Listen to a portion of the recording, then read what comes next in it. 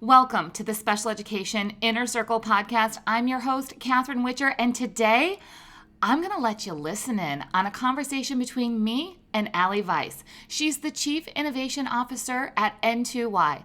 As a former special education teacher, I know all too well the struggles of trying to put together an IEP with a large team with a lot of ideas, and we, of course, need to meet the needs of all learners.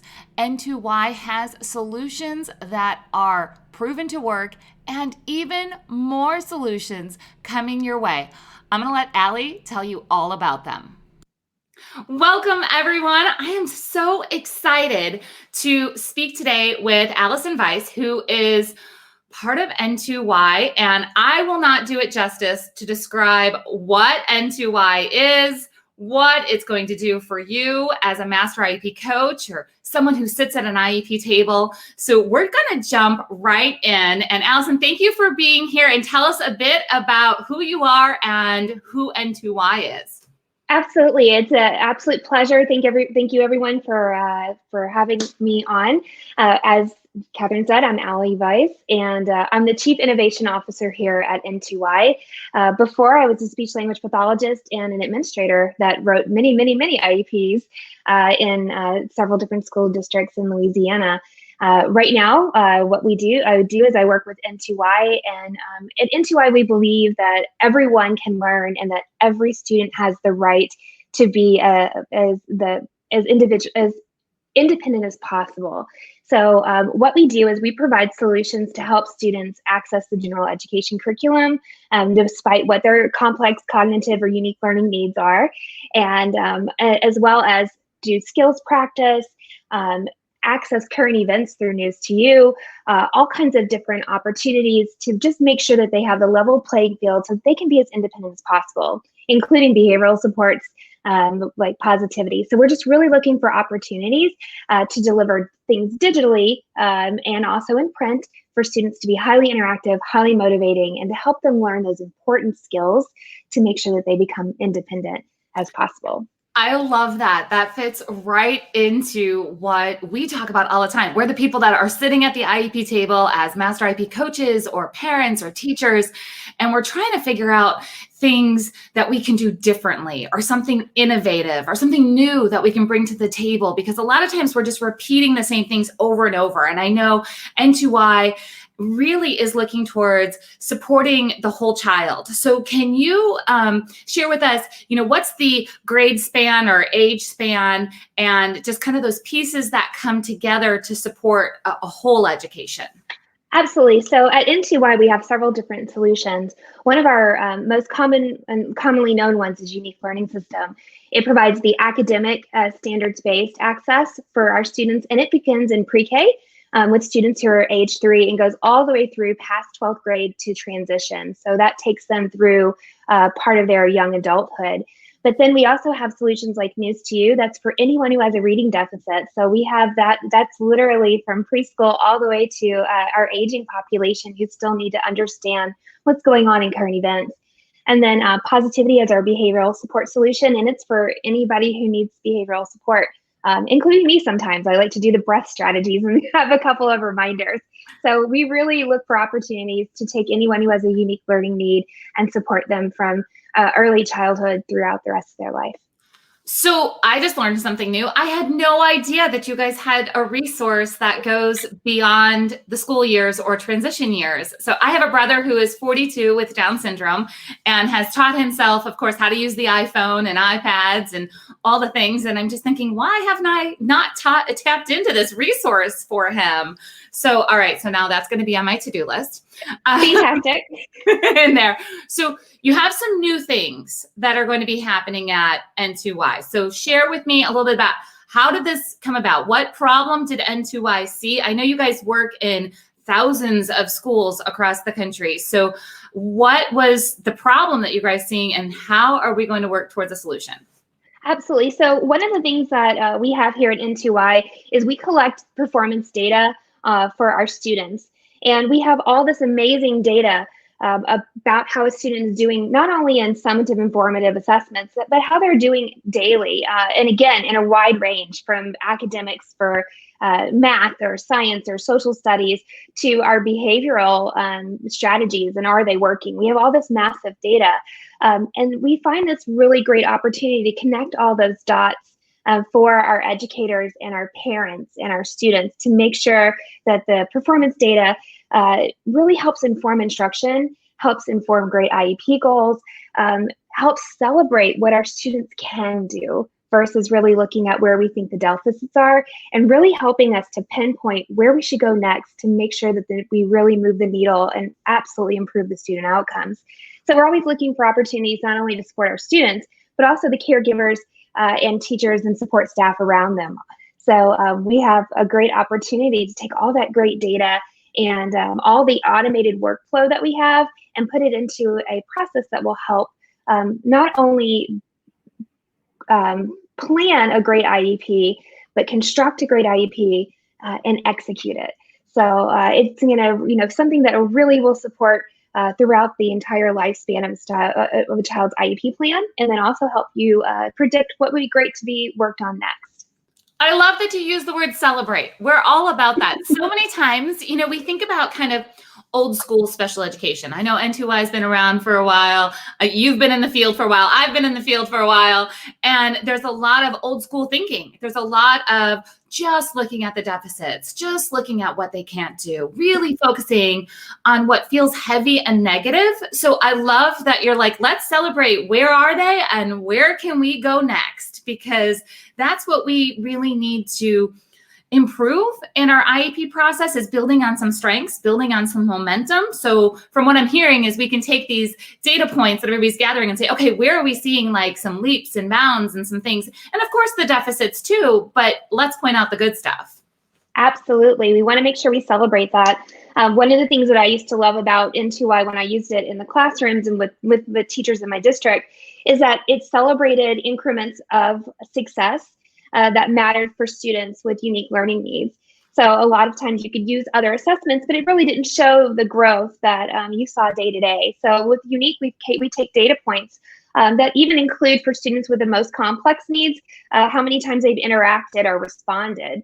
And we can look at the increase there and celebrate that and continue to look for ways to strengthen it. So taking all that data and putting it together, simplifying the workflows, automating it, and also helping with the collaboration between the team to just really strengthen and focus your time and energy more on not trying to make sure everybody gets met together or the right wording is there for your IEPs, but really focusing on what's important to really support the parents, support the caregivers, and again, I keep going back to making sure that we really help our students and focus on what matters. Right. We say progress, not perfection, right? Yes. So we don't need those perfect words. We don't need everything, really laid out for every detail to be down to the nitty gritty. A lot of times we need kind of this, we're in the trenches. What's happening? What's working? Let's go. Let's move. And I feel like n2Y has always been really supportive of the movement that happens inside of a special education program or in an IEP. And I have a sticky note here that has 2 words on it. It says student roadmap. So is that what we're calling this new solution? Like, is this how we're wrapping everything together? So that's our code word for right now. We actually we have another name, but that's our code for right now. But it really kind of illustrates what we want to do. Whenever we're building an IEP process, it really is our path, right? It's the path for success. It's the path for something, what's next. And we can really simplify that by just taking that path and putting those key milestones or stops along the way to make sure that we're putting things in order to make the IEP creation process easy, but then also that execution piece, which is the most important part, really automating the data collection, helping with being able to see, is my student going to meet that goal? What can I do to help if they're not? And just really helping guide along that roadmap. So yes, it's a map to success for IEP planning and implementation, and it really grabs in the whole IEP team. Right. So we talk all the time about having a success path. When I'm coaching master IEP coaches, I say, this is how you be the best master IEP coach. Here's a success path. When I'm coaching parents at the table, I said, here's a success path for you. And I had no idea. Again, this is so awesome because our students need a success path and the team that wraps around them needs this. So what about collaboration and how does this work with the IEP team? Because so many times we feel like, okay, we come together at the table and we try to collaborate. That's one of the most stressful things for an IEP team to do, especially at the table, right? Is to collaborate. And then we all kind of go our own ways and we have our own blinders onto what we are supposed to do, what our caseload looks like, what our day looks like. So how is n2Y going to help with that piece? Absolutely. So imagine a situation where you actually get to collaborate before you sit down at the table. And maybe you do that in a digital format. Right now, it's really important for us to be able to do that in a digital format because we can't physically be together. But later on, I was an itinerant speech language pathologist. I might have been in a school that was 2 hours away when you wanted to, have time to get together. So imagine planning ahead of time in a format that allows you, that takes the data from the student, puts it all in a great a way to visualize the progress, but then allows you as an IEP team to indicate, hey, Catherine, maybe you're part of my IEP team. Hey, Catherine, can you look at this? What do you think about this? And then when you log in, you get this notification that says, hey, Allison's asked you a question. So there's this digital collaboration on the planning. What assessments do we really need to get a good baseline? What do you think about assigning this? For our parents, we're thinking about this. We're seeing this trend because they're part of the IEP team too. Let me collaborate and ask the parent, and then they get the notification back and forth. So think about collaboration through the planning process. Then all of those great pieces and data that was part of that collaboration during the plan, when you're writing, you could also go back and forth and say, and message each other directly within the solution. What do you think about this goal? Should we tweak it a little bit? Do you think this is a good idea? Parents, what do you think? Students, because they should be part of this IEP. Students, what are important to you? What's your goals? What do you want to work on? What matters to you? So this whole entire platform is just built for collaboration. And when I talk about the entire IEP team, that I mean the entire IEP team. I can't even explain to you, like my brain is having a party, like with all the things that you just mentioned, because people who are not in the education world, let's just say that they have experience in the business world, they have business, teams do this all the time. They have all of these workflows. They have all of these different, productivity things. They have all these different, ways to communicate and design and build and help and do all of that. And we've been behind in education. We've been significantly behind when it comes to using all of the digital bells and whistles that could be used to bring a team together. And we've been stuck in kind of this archaic form of communication and building IEPs. So I mean, I when I say party, like seriously, I cannot stop my brain from thinking of, oh my goodness. And that leads to really talking about a word that's kind of thought of as ugly in the IEP world when we say compliant. Is this IEP compliant? Or another one that I kind of want to put in there for this conversation is also accountable. So it's like, is this compliant and who's accountable? And we have that. So how do we really use this new tool that's going to be coming? And so we're all talking and we're all doing things, and that's great. But then does it meet the standards? Is it compliant? Is it going to work for this state, for this school, for this program? Dive into that a little bit. Absolutely. So for n2Y, that's one of our key pieces that we do, and that's compliance. We really want to help district service providers, parents to understand, not only to maintain compliance, document compliance, to be able to demonstrate compliance, but also to understand what it means to be compliant. So in this particular solution, it just is a carryover of what we naturally do here at n2Y. So yes, compliance is key. Making sure that you follow each of the steps within the roadmap helps you naturally stay compliant. The collaboration tool is an amazing piece of compliance documentation that shows, yes, as an IEP team, we got together before. We get together because there's an execute section here that you can actually look at and chart progress and chart your trials. We get together, regularly. We collaborate, during execution. So it's automatically, which is something that's really important for us because it allows you to have more time with your students to automate as much as possible. It automatically documents those important, crucial data points so that you can show and prove compliance. On the IEP goal side, it actually helps with that as well because it's not just a goal bank. We're not just doing things that we're picking and pulling.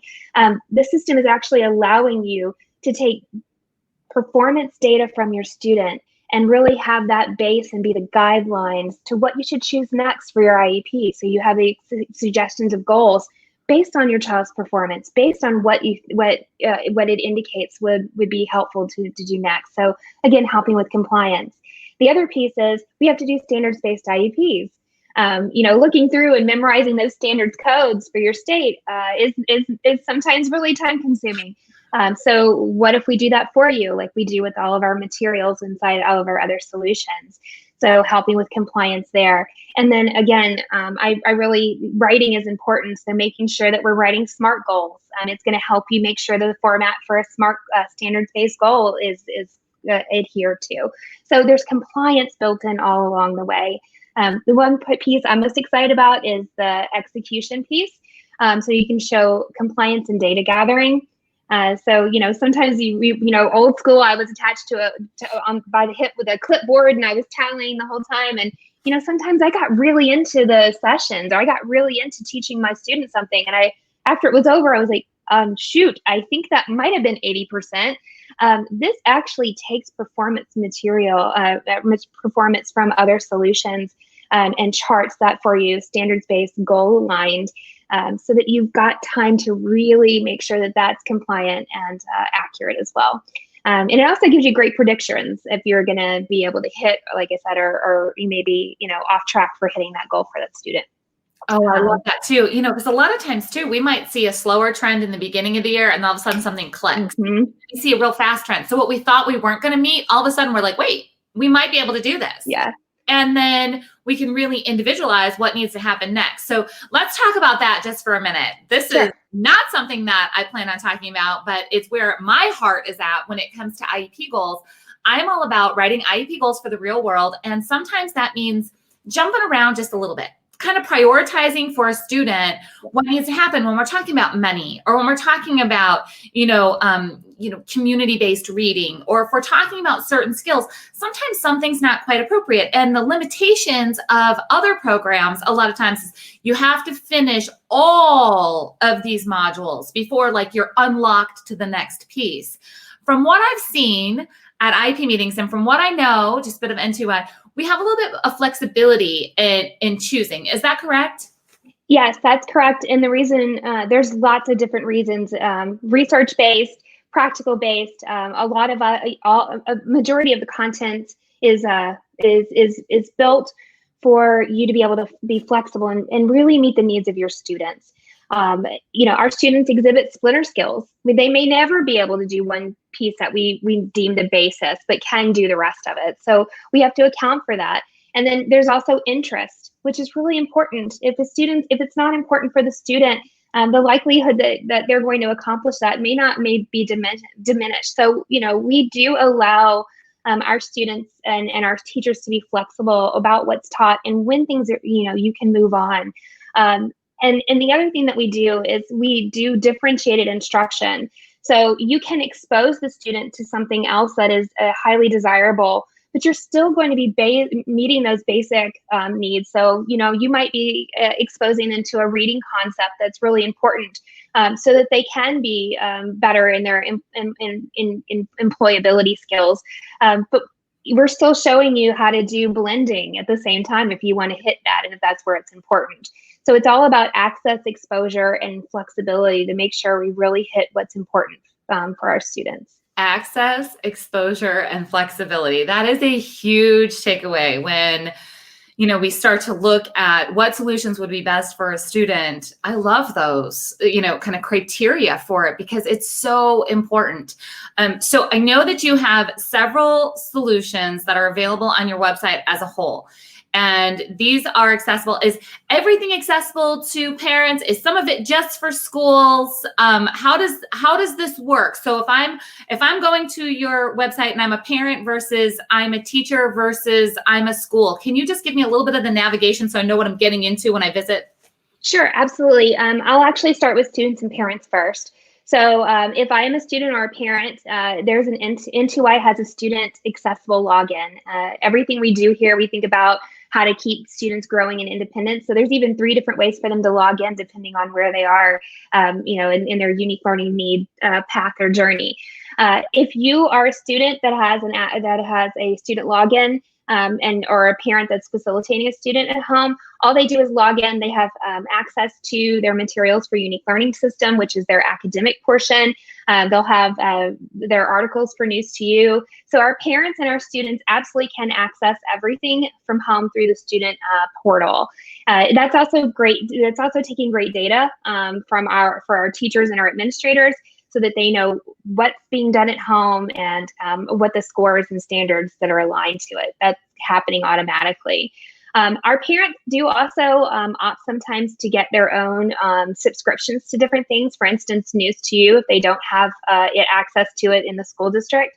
And then also in our behavioral support solution, Positivity, they may want to have specific control over what strategies are provided at home. Do I need a social story? I need to make one really quickly because we're going to go to the store today. So they may want to have a little bit more customized ability in Positivity. So they may have that themselves. So you can absolutely do that. They're welcome to do that. For our teachers, they have access to all of our solutions. They all work together in order to really take care and meet the needs of the student throughout the day. So they have access and they can assign things directly to our students. They can do whole group instruction, or they can print it out if we have students who need that digital, printed material. I love that. I love that it encompasses the whole IEP team. I love that's been a theme since we started chatting, is it's all about everybody, parents, teachers, admins, therapists, and students being able to participate at the highest level that they're able to, and to be able to, what I hear is you're giving tools for self-advocacy for students to participate in what they don't like, to see and celebrate what they've done, maybe see where they need to improve. So I love all of those pieces. So I want to encourage everybody to jump over to n2Y and to look at that. And I didn't mention this at the beginning, but I do want to just give a shout out of gratitude to n2Y for truly understanding our mission as master IEP coaches to really improve the IEP experience and build IEPs that are meaningful for the real world. It's time for us to all move forward, especially considering this virus crisis that we've all just been through. What was appropriate 3 months ago is not going to be appropriate in the future when it comes to how we're delivering materials and what tools are available in all different environments and just the skills in general. So it's so exciting to be able to do what we do as master IEP coaches and know that there are tools out there like this that everybody can use to build this. So we are truly grateful for you guys, being able to provide this and support us in our mission. It's been an honor. Our mission is to really help and listen to our teachers and look for opportunities, and all of our caregivers and students look for opportunities to help them throughout their journey. So it's been an absolute honor to do so, and we're excited for the future. Yeah, so go ahead and tap over to n2Y, everyone. We're going to say bye for now. And don't hesitate to reach out with any questions because Allie, n2Y, and we're all here for you. Absolutely.